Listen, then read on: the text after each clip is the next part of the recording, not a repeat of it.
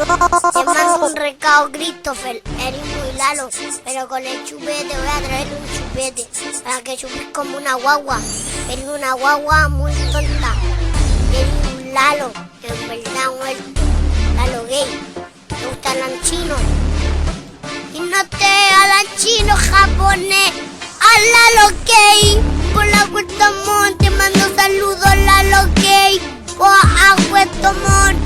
Ven aquí con tu chupete, chupe. Diego, te creéis comando, eres un huevo duro que no me gusta tanto.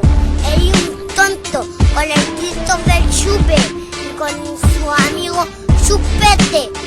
Y le gusta hacer con su apipo. Sofía Albenja te manda un recreo. Oye, Christopher, eres muy Lalo que te quiere hacer un consejo. Lalo gay por la Puerto Montt. Ando en la calle, te veo desnudo en una tetito. Albenja le chupa las tetitas. Hola, Christopher, soy de la Puerto Montt. Saludándote por un reto.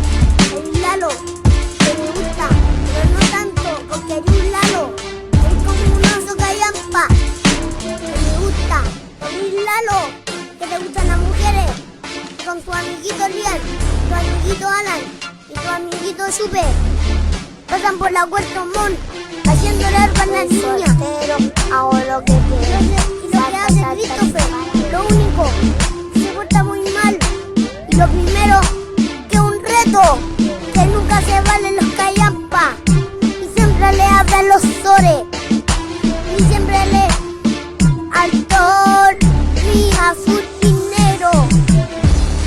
Christopher anda por la calle con los shorts cortos.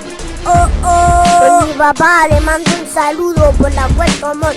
Anda con una señora corta, que es una guatona, que es como una pelota reventada.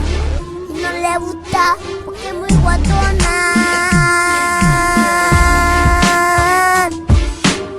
Soy yo, Cristóbal, guatón idiota.